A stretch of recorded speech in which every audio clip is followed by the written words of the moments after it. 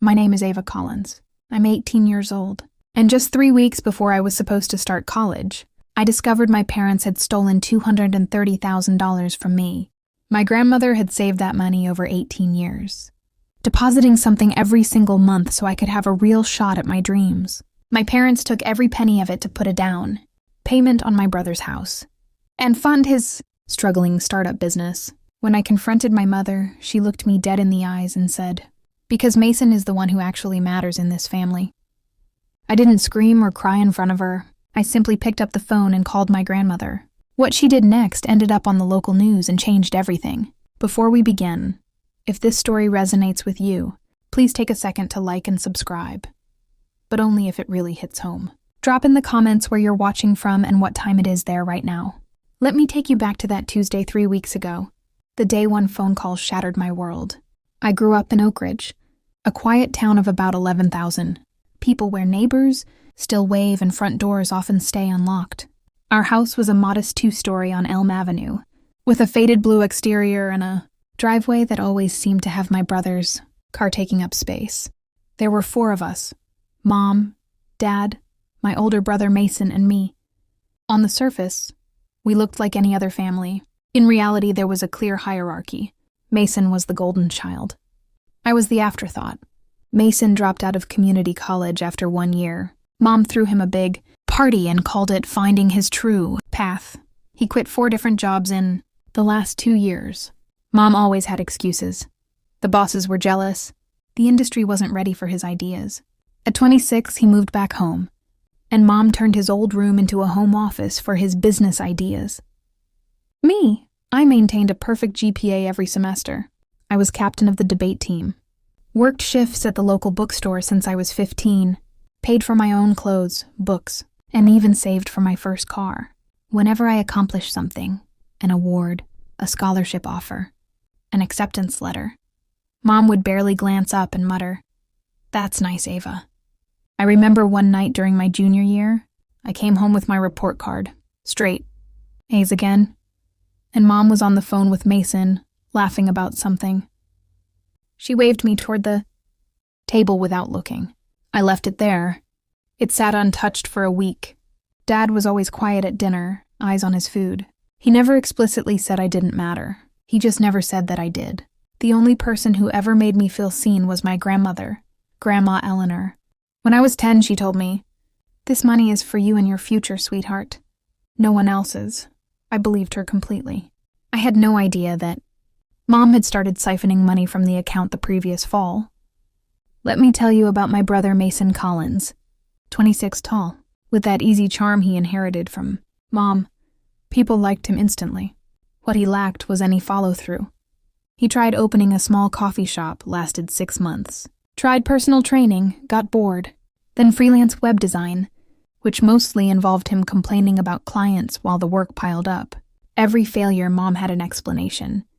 The economy is tough on creative types like Mason. His boss didn't appreciate his vision. He just needs one big break. Meanwhile, when I succeeded, the comments were different. Girls have it easier these days. Book smarts aren't the same as street smarts. Ava doesn't carry the same weight Mason does. Last Thanksgiving, I'd just received acceptance letters from 3 good universities. I waited for Mom to mention it at dinner. She didn't. Instead, she raised her glass and said, "To Mason, I know he's about to do something huge. I can feel it in my bones." Everyone clapped. My acceptances went unmentioned. Dad stared at his plate. After dinner, my phone rang. It was Grandma Eleanor. She hadn't been able to attend because of her arthritis. Her voice was serious. "Ava, keep every single letter and statement I've ever sent you. Promise me." I promised, though I didn't fully understand why then.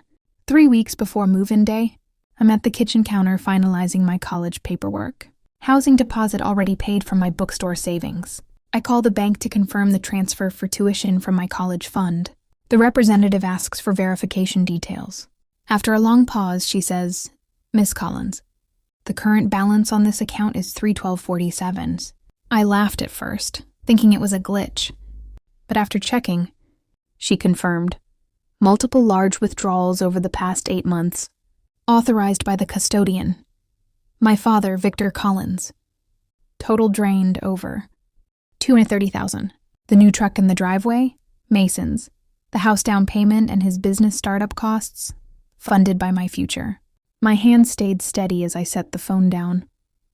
I walked into the living room where Mom was relaxing with her feet up, watching a home improvement show. Mom, where's my college fund? She didn't even flinch. She muted the TV calmly. We used it for your brother's house and to help get his business off the ground. He needed it more than you. The room seemed to shift. That was my money.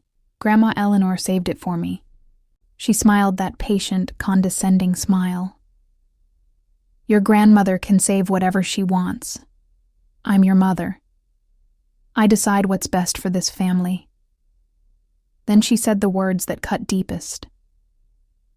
Mason is the one who actually matters in this family. I went to my room, closed the door, and sat on the bed. The math was already running in my head. Tuition deposit due soon. I had about $900 in savings. Not enough. Student loans would require a cosigner my parents controlled. I knew begging would get me the same old line. Figure it out, Ava. You always do. They counted on my strength as an excuse to take everything. I found Dad in the garage working on a project. Did you sign the withdrawal papers? He nodded, avoiding my eyes. Your mother said it was for the family. I left and called Grandma Eleanor. She answered on the second ring. After I told her everything without breaking down, her voice changed, sharp and determined. That money is yours, Ava. Bring every document to my house tomorrow morning at 8. We have work to do.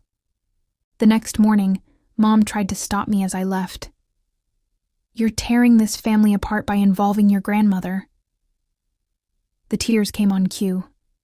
I walked past her anyway. I saw her immediately on the phone as I drove away, probably calling Mason. Grandma Eleanor's cozy house on Maple Street smelled like fresh coffee and roses.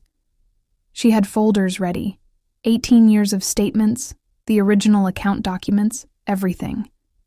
She had been requesting copies every year because I know my daughter.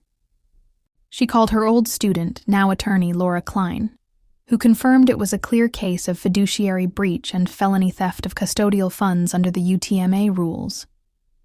We decided to pursue both civil restitution and criminal charges. But Grandma didn't stop there. She contacted Jessica from Channel 6, a former student of hers. Your mother is already spinning this as a family disagreement. We need the truth out loud. The news segment aired a few days later. Grandma Eleanor on camera, calm, 74 years old, steel in her voice, explaining how she saved for 18 years only for her daughter and son-in-law to steal it for the favored son. The town of Oak Ridge exploded. Facebook groups lit up. My old teacher spoke out. Support poured in for me. Mom posted her victim narrative, but comments turned against her as people researched UTMA laws. Mason eventually reached out, shocked. He claimed he didn't know the source at first. Later, he decided to sell the house and return the money, admitting Mom had shown him fake loan documents. The DA filed felony charges against both parents. Mom fought it, Dad tried to plead. Meanwhile, Grandma Eleanor set up a protected trust with her remaining savings, about $52,000, this time, to give me a new start. She looked at me across the lawyer's table and said, "You're worth every penny, Ava. Always have been. Consequences don't hit all at once. They build." Mom lost her part-time job at the local boutique when the owner said she couldn't have someone facing felony charges representing the shop. She came home and told Dad in a voice I could hear through the walls. The family will never be the same, but the truth is finally louder than the lies. And for the first time, I know exactly where I stand. Mom lost her part-time job at the local boutique when the owner said she couldn't have someone facing felony charges representing the shop. She came home that Monday evening and told Dad in a voice I could hear through the walls. I was in my room folding laundry, but the sound carried like thunder. "Victor, that woman had the nerve to say my face on the news is bad for business." After 15 years of loyalty, her voice cracked, but not from real tears this time, from pure rage. Dad mumbled something I couldn't catch. the same low, defeated tone he'd used in the garage the day I confronted him. Then the bedroom door slammed again, and the house went quiet except for the ticking of the hallway clock. I didn't go downstairs. I stayed on my bed with my phone in my hand, scrolling through the latest comments on the Channel 6 Facebook post. Over 400 now. People from Oak Ridge I barely knew were tagging their friends. This is why you never name a parent as custodian. My niece has a UTMA. Checking it tonight. Mrs. Patterson, my old AP English teacher, had written another comment. Ava Collins earned every opportunity she ever got. This isn't a family matter, this is theft. 87 likes. My chest felt tight, but not in the old way. Not like I was waiting for someone to finally see me. This time it felt like the world was finally catching up. Tuesday morning. Mason texted me at 7:12 a.m. Can we meet at the house? Alone. No mom. I hadn't been back to the new place since the news broke. The 2-story colonial with the wraparound porch that used to make my stomach twist. Because I knew deep down where the down payment had really come from. I drove over anyway. He was waiting on the front, steps in the same faded hoodie he'd worn since high school. Hair messy, eyes red, no easy smile this time. I listed it yesterday, he said before I even sat down. Full price. My lawyer says the proceeds go straight into the restitution account. Margaret Bowen set up. Every cent. He handed me a folder with the realtor paperwork clipped to the top. Closing in 30 days if we get an offer fast. I already talked to the DA's office. They're noting my cooperation. I stared at the numbers. The house had cost $230,000 cash, exactly what they'd taken. You didn't have to do this, Mason. Legally, you're clear. He laughed, but it was hollow. Legally, yeah. But every night, I lie in that king bed upstairs and think about how you were supposed to be. Packing for college dorms right now. Mom showed me fake loan papers, Ava, printed them on our home printer, forged a lender's stamp. I believed her because I always believe her when she says, I'm the one who needs the help. His voice broke on the last word. He looked away, toward the perfectly manicured lawn he'd never mowed himself. I'm moving back in with them, for now, but I'm getting my own place once this sells, and I'm paying you back the difference, whatever the trust doesn't cover. With interest. We sat there for almost an hour, not really talking after that, just 2 siblings who'd spent our whole lives on opposite sides of an invisible line, finally standing on the same cracked sidewalk. When I left, he hugged me. Awkward, brief, but real. The preliminary hearing was the following Thursday. Margaret Bowen met me and Grandma Eleanor outside the courthouse at 8:30 sharp. The building smelled like old wood and coffee. Mom and Dad were already inside with their defense attorney, some slick guy from the city, in a suit that cost more than my entire bookstore paycheck for a year. Mom wouldn't look at me. Dad stared at his shoes the entire time. The judge read the charges out loud.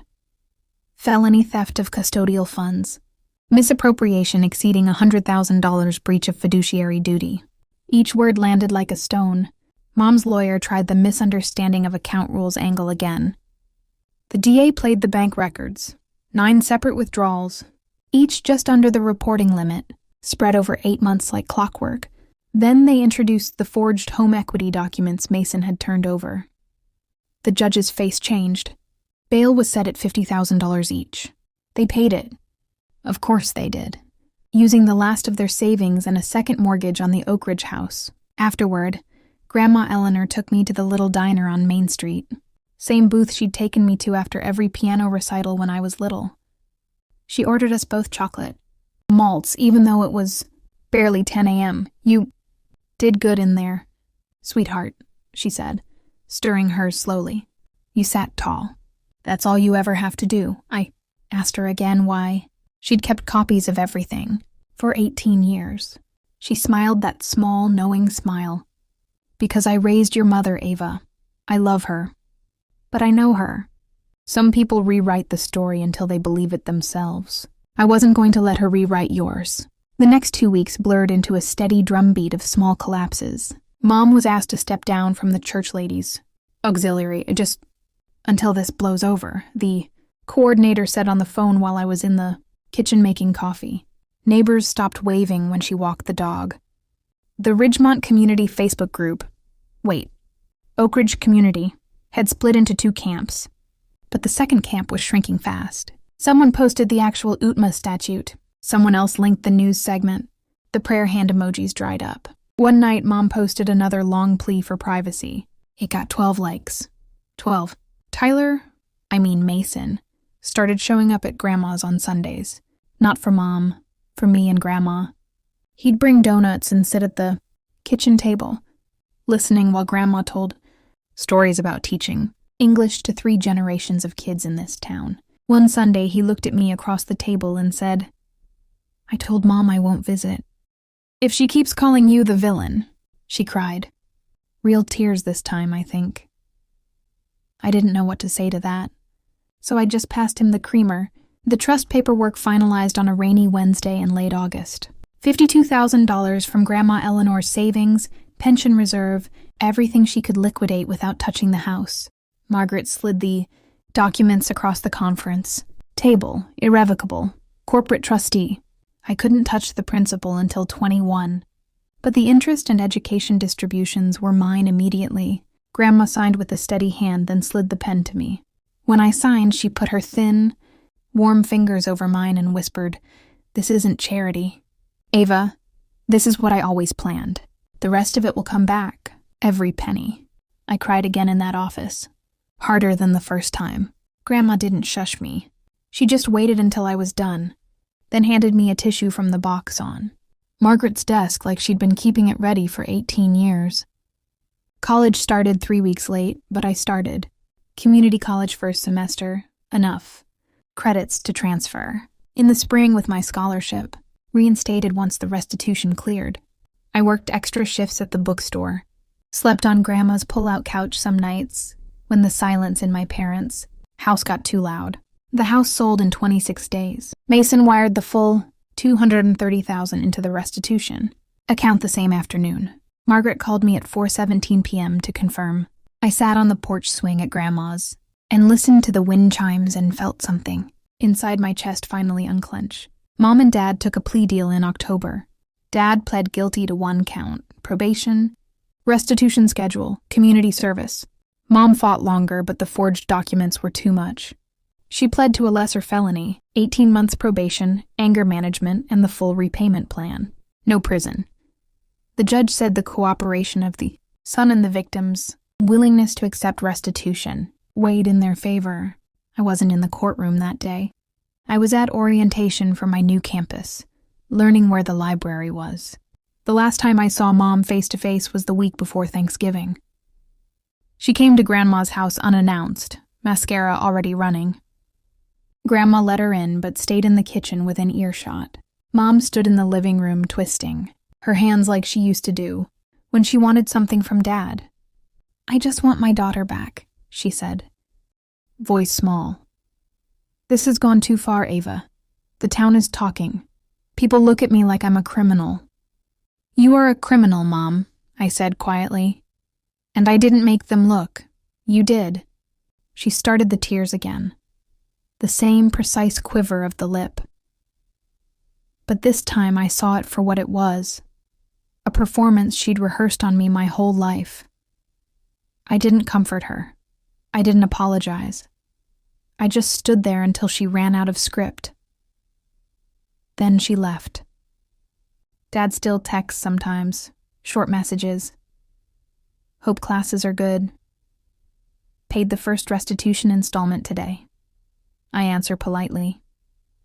Some bridges aren't burned. They're just too damaged to cross right now. Mason moved into a small apartment above the hardware store on Maple. He got a steady job at the print shop and started paying me back $300 a month on top of the house money. We meet for coffee every other Saturday. No big talks, just normal. It's weird. It's nice. Grandma Eleanor turned 75 in December. We had a small party, just her, me, Mason, and Mrs. Patterson, who brought the cake. No parents. Grandma blew out the candles and looked straight at me. "Best gift I ever got was watching you stand up straight, sweetheart. Keep doing that." I start my real university transfer in January. The trust covers tuition. My bookstore savings cover books. And every month when the bank statement comes, I see the balance growing again. Slow, steady, mine. No one can touch it. No one can rewrite it. The ranking system is gone. There is no golden child and background noise anymore. There's just me, standing in the middle of my own life. And for the first time, I don't have to wonder if I matter. I matter to Grandma Eleanor. I matter to the version of myself who worked every shift, earned every A, kept every promise. And most important, I matter to me. That's the part they tried to steal, and that's the part they could never touch. If you made it this far and the story hit you in the chest, drop a like. Tell me in the comments. Where are you watching from, and what time is it where you are? And if you have a Grandma Eleanor in your life, call her. Tell her thank you. Before the story gets rewritten for you.